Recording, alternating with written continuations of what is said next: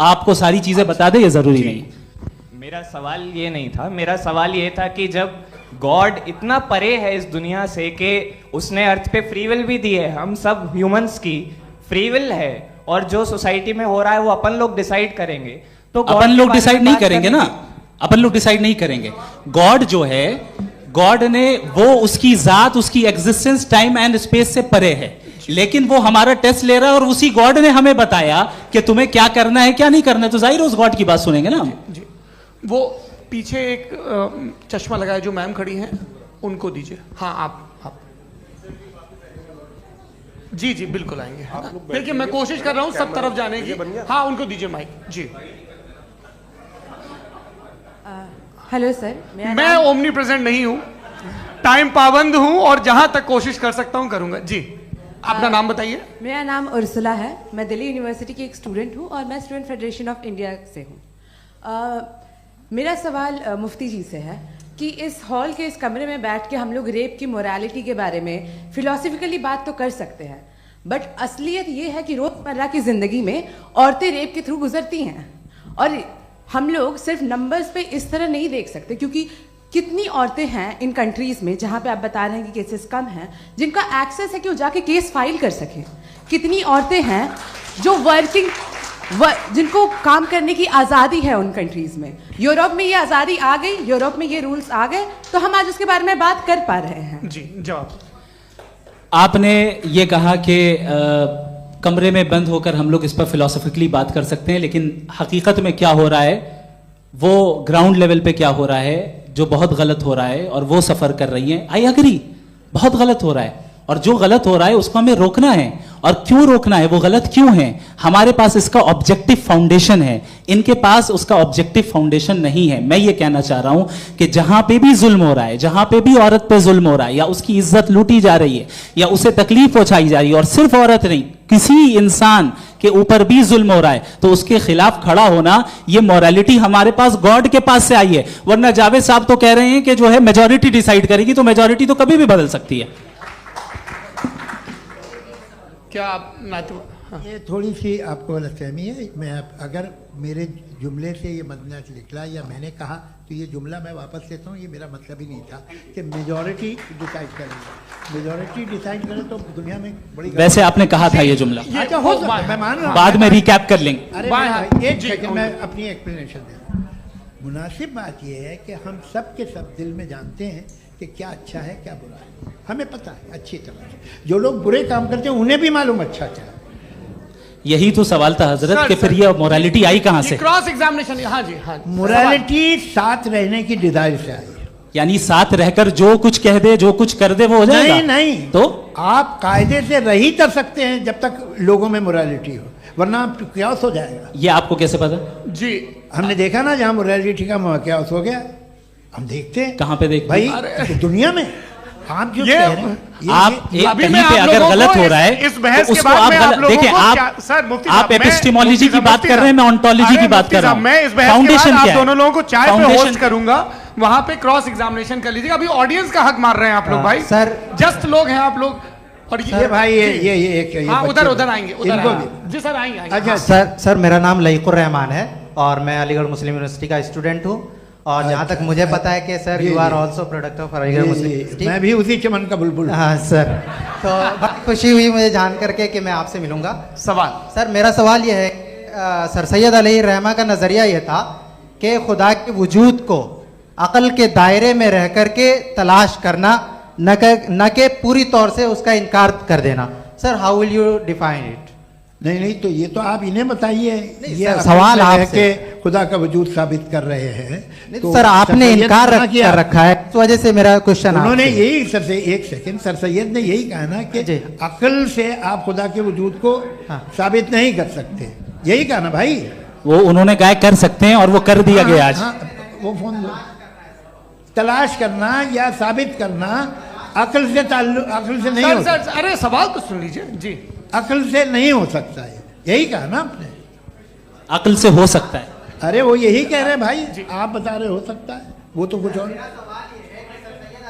आप अगर सर देखो नौजवान फोन ले लो, वो इतनी बोले। कमाल की यूनिवर्सिटी है ये। अरे भाई दे दो मेरी ना बात जरा तो- एक मिनट, अरे दे दो मेरे भाई माइक। मेरी बात सुनो, नहीं, माइक मैं पे समझ- बोलो ताकि जो लाखों लोग देख रहे हैं माइक दे दो ना। अरे देंगे ना माइक, तुम ठहरो तो। हाँ सर मेरा सवाल ये था कि सर सैयद अलैहि रहमा का एक नजरिया था अपना कि खुदा का जो वजूद है उसको अकल के दायरे में रह करके तलाश करना है, न कि पूरे तौर से इनकार कर देना है। ये उनका कॉन्सेप्ट था। लेकिन मेरा सवाल ये है कि आप इसको कैसे डिफाइन करते हैं, एक्सप्लेन कैसे करेंगे, मैं आपसे मैंने जानना अकल चाहता के दायरे हूँ, में- क्योंकि you are the product of Aligarh Muslim University. मुझे अकल के दायरे में रख के मैंने बहुत तलाश की, मुझे मिला नहीं। हाँ ये इधर उधर वो चश्मा लगाए जो, हाँ उनको दे दीजिए। जी जी फटाफट पूछिए, बस 5 मिनट है, 5 मिनट में खत्म हो रहा है। हाँ अस्सलाम वालेकुम मुफ्ती साहब। एंड मेरा सवाल जावेद अख्तर साहब से। क्या नाम है आपका? अरे भैया सब मुझे तो क्या पूछ रहे हो यार? हाँ। फैज फैज पूछिए फैज साहब। तो मेरा सवाल ये है कि अभी जो एथियस्ट है वो problem of evil argument use कर रहे हैं अगेंस्ट मुस्लिम्स, राइट? कि इस दुनिया में इतना सारा इविल है और अगेंस्ट मुस्लिम तो यहाँ अगेंस्ट थियस्ट। हाँ थोड़ा सा करेक्ट कर लीजिए भाई, पूरी मशक्कत ही इसी बात की थी कि किसी एक मजहब पे बात न टिके। जी, तो बेसिकली ये आर्गुमेंट ऐसा है कि इस दुनिया में इतना ज्यादा इविल एग्जिस्ट करता है और अगर एक ऑल गुड गॉड है तो वो रोकता क्यों नहीं है? लेकिन इस सवाल में एक हिडन अजम्पशन ये है कि इस दुनिया में ईवल एग्जिस्ट करता है। अब एथियस्ट ये कैसे ऑन्टोलॉजिकली प्रूव कर सकते हैं कि इस दुनिया में ईवल एग्जिस्ट करता है? मैं आपको बताता हूँ, थोड़ा सा समझा। नहीं सर सर, एक सर, मिनट, सर, मेरा आप हम लोग सवाल इनको पूरा सुनने आए। नहीं please don't do that. I want to explain नहीं ऑन्टोलॉजिकली। हम समझ गए सर, इनको अब जवाब देने दीजिए। अच्छा सवाल पूछ लो। मैं अभी तक क्या था वो मैं थोड़ा सा ऐड ऑन कर लेता हूँ। तुम गुरु, तो हम जब इसका राउंड 13 करेंगे ना तब तुमको स्टेज पे बिठाएंगे। जी तो हाँ जल्दी से।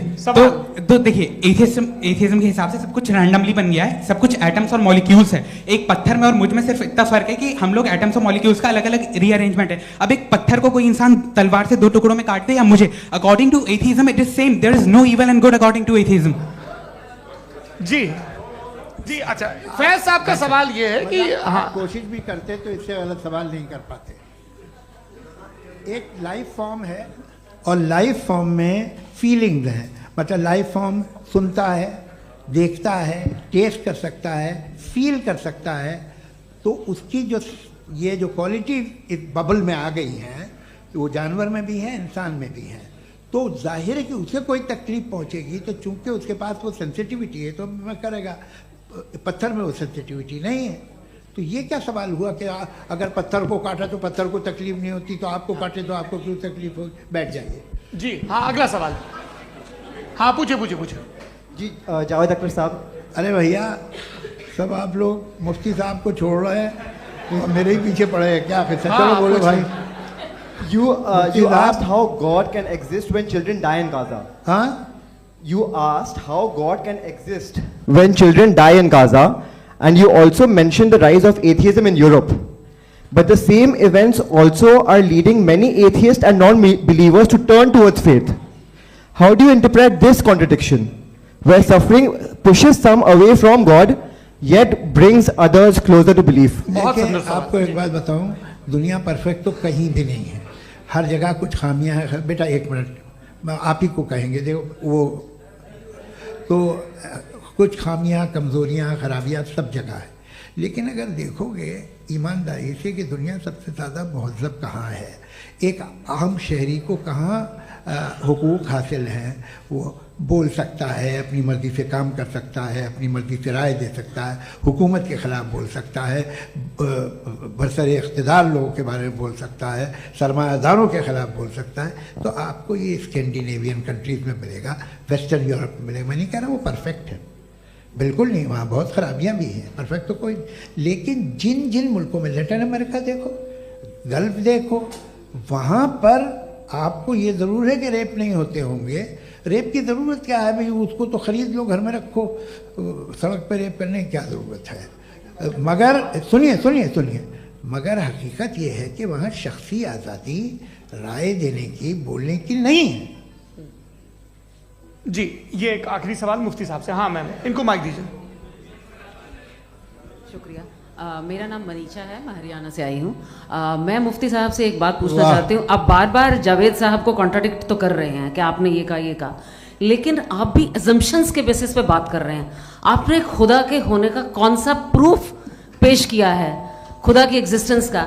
अब इस सवाल को अलग रहने दीजिए, कौन एथीस्ट है कौन नहीं है। और दूसरी बात जो आपने एक छोटी सी कही थी कि ये फ्री विल का इस्तेमाल करता है इंसान अपनी, लेकिन इस फ्री विल का इस्तेमाल में मतलब खुदा ने ये दे दी सबको ये इजाजत कि वो कितना घिनौनापन और कितने ज्यादा खराब से खराब तरीके इस्तेमाल कर सकते हैं। जवाब सुनते जी। आप फ्री विल को मानती है ना, या अब कहती है कि फ्री विल नहीं है ना? मानती है ना? तो अब आपके पास इसका कोई एक्सप्लेनेशन नहीं है कि अगर एक इंसान उस फ्री विल का इस्तेमाल करके गलत काम कर रहा है और बच के अच्छी जिंदगी गुजार के निकल जा रहा है, उसका कोई रिकम्पेंस नहीं है।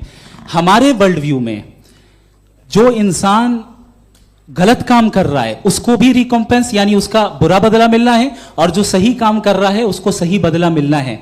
लिहाजा जो फ्री विल है वो इस तरीके से है कि एक लिमिटेड टाइम तक खुदा ने मोहलत दी है। ऐसा नहीं कि छूट दे दी, जो करना है करते रहो हमेशा। वक्त आएगा जब एग्जाम का टाइम खत्म होगा तब रिजल्ट आएगा, दौराने एग्जाम जबरदस्ती आपको नहीं बताया जाएगा। अरे भाई एक सेकंड जी, एक सवाल मुफ्ती साहब से मेरा मुफ्ती साहब से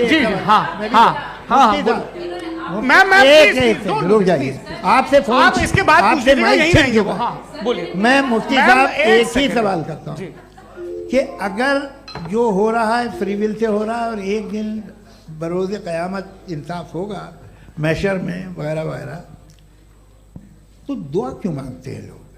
दुआ मांगते हैं इसके मतलब है अभी भी उसने ये डिपार्टमेंट रखा है कि मैं रोजमर्रा की जिंदगी में बिल्कुल बिल्कुल ही कैन। तो तुम कैन हो, तुम मुझे नौकरी दिला देते हो, मेरे बेटे को ग्रीन कार्ड दिला देते हो, और 45,000 बच्चे मरते हो उन्हें रोकते नहीं हो। नहीं तो क्या आप ये कह रहे हैं कि इस दुनिया में जालिमों को कभी पकड़ ही नहीं होती है? अरे जो भी पकड़ होगी वो बच्चे रोते हैं। बिल्कुल, देखिए मैंने अपने ओपनिंग स्टेटमेंट में यही कहा था कि जनाब जावेद साहब सिर्फ इमोशनल आर्गुमेंट देंगे। This is an emotional argument. ये छोटे मोटे इसके पीछे का रीजन मैंने बताया क्या है। देखिए मैं बार-बार यहाँ पर मंच से आप लोगों को सज्जनों इसलिए कह रहा हूं ताकि थोड़ा सा आपके कॉन्शियंस पे जोर रहे कि आपको ऑर्डर बचा के रखना है। वक्त तय हुआ था, ये वक्त पूरा हुआ, आपने इतने धैर्यपूर्वक सुना, मैं आप सबका बहुत बहुत शुक्रगुजार हूं। यदि इन दोनों विद्वानों की इच्छा होगी तो कभी हम इस बातचीत का राउंड 2 राउंड 3, यही तो देखिए खूबी है इंसान की कि बहस मुबाहसे में वो पड़ा रहता है। आप लोगों ने बड़े धैर्य का परिचय दिया, बहुत बहुत शुक्रिया। इसी के साथ ये बातचीत यहाँ पे समाप्त होती है। आप लोग को मैं एक बात बता दूं, ये सारी बहस हो गई, अब मुफ्ती साहब और बड़े मुफ्ती साहब इन साथ के साथ मैं खाना खाने वाला हूँ। अच्छा।